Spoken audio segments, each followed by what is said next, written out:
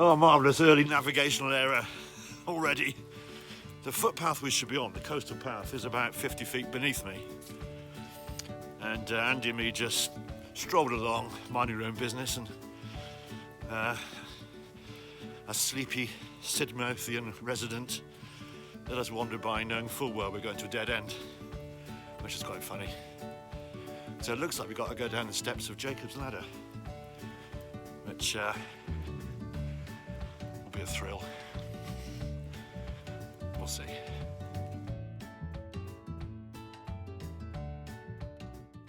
Well, atop Jacob's Ladder we are, and what a splendid spot it was, looking at the very distinctive red Triassic cliffs to our immediate west, which we've already conquered and walked. So without further ado, we set off down the steps and headed along the promenade, really, through sleepy, somewhat smug Sidmouth. The clock tower. So it's the historic clock tower and Jacob's Ladder. Pseudo castle with clock tower, 19th century, Victorians again. Boats were lifted up and lowered down using davits. That's a new one on me. And here's the place we were stood at not a mere 5 minutes ago. Stood up there, right below the obvious route down to the beach. This is it. So a bit of early mornings. Compared to a lot of the steps that Andy and me have done on the SWCP, these are seriously civilised steps.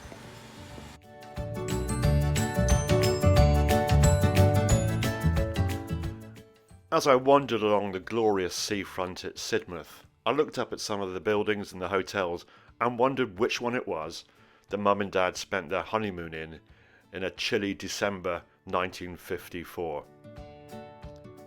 On previous walks I've paid tribute and respects to my dad, and on today's walk I wanted just to include a bit about my mum.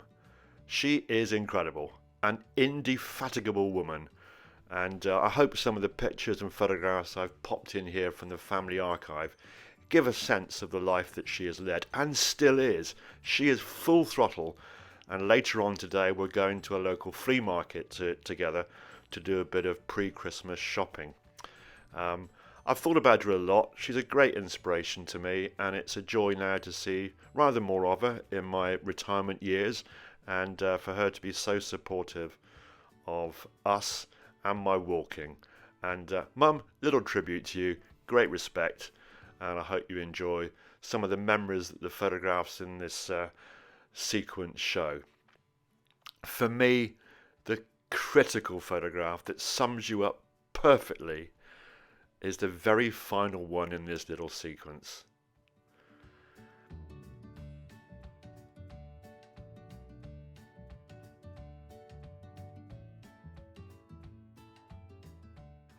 Energetically shoveling snow to clear the back footpath as you approach 90 years old. Mum, good on you. Back to the walking.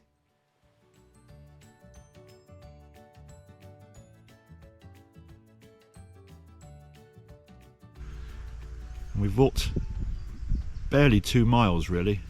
Feels like about 6. So we've got about 4 to go, and a couple of big climbs and descents to do. But marvellous. Everything looking very handsome. Very peaceful, very calming. Just pure delight. Just sitting here, ruminating. But I will clear up after I've finished.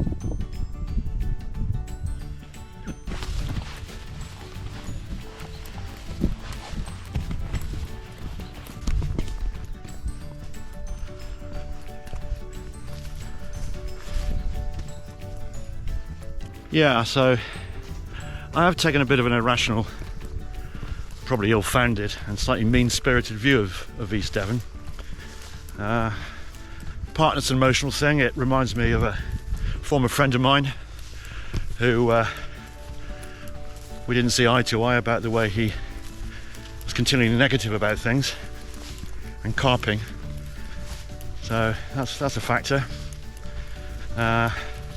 Nothing you can do about it.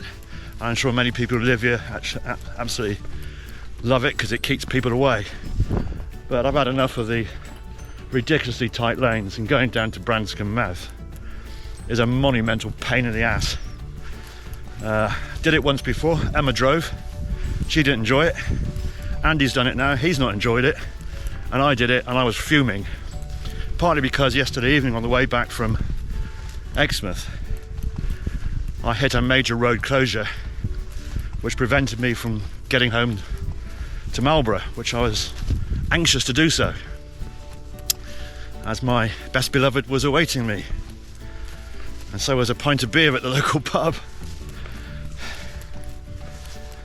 And bugger me if there wasn't another road closure this morning in the most inopportune of places, down a tight lane, no passing places, dropping down into the village of Branscombe, and it necessitated a serious diversion which was poorly signed.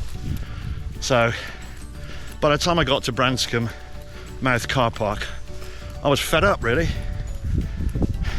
So there's that. Branscombe Mouth, Emma and me got fined. We parked there once before, back at the very beginning of this Southwest Coast Path adventure. So I've got nothing but negative feelings about that particular spot, which is where I'm walking to with Andy today. I don't think Andy's enamoured with the lanes either. And the final thing, to get this all off my chest, is Andy reckons as he walked by a bunch of 4-old gits in Sidmouth, rich old gits, he was sure that he overheard them saying, or describing us as weird walkers. Well, actually, I don't mind that, but it's a fucking cheat coming from bigoted Sidmouth UKIP Brexit voting pillocks. Apologies to those who live in that handsome town with over 500 historic buildings. Yawn. So there's a bit of a big whatever for me. A sort of triangle-shaped detour around Lincoln. So that all looks very pleasant. So that's where we're headed across. There's a nice bench down there, and we're heading inland and away from fellow walkers who are quite unfriendly and very boring.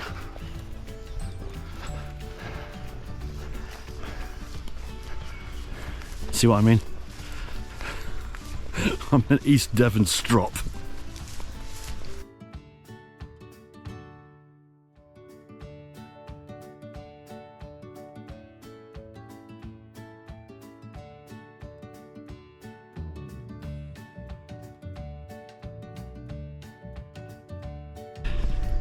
This is the halfway point. It's Western Beach down below us, and it looks very different to the Western Beach near home, which is mud and lots of it in the Bristol Channel.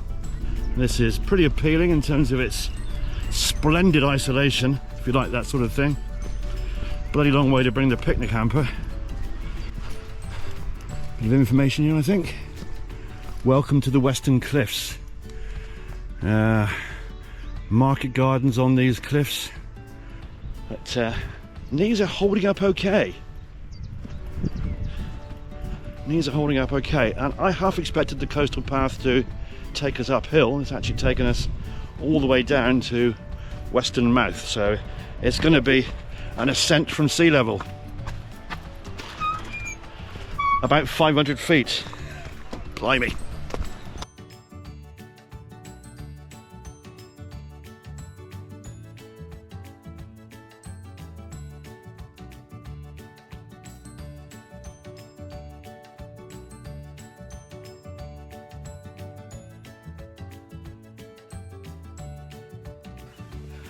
That was a bloody climb and a half, that was.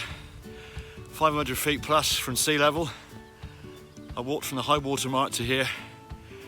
My song for the day is dedicated to the rude and bigoted residents of Sidmouth. And what inspired that was I was thinking a town full of bigots. Well, jump in.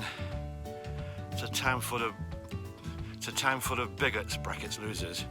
We're getting out of here to win. Thunder Road, Bruce Springsteen.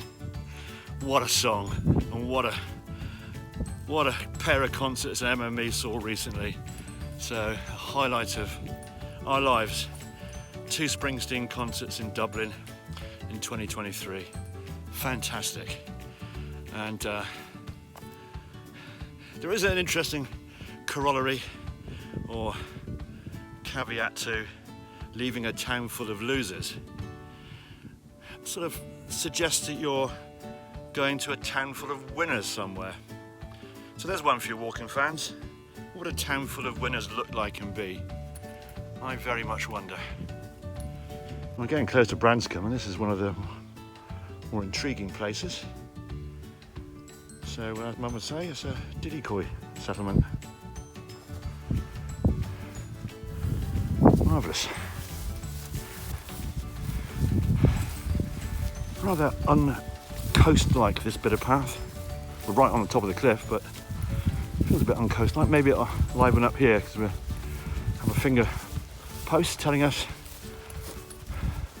to go through a stile. I haven't gone through many stiles today, oddly.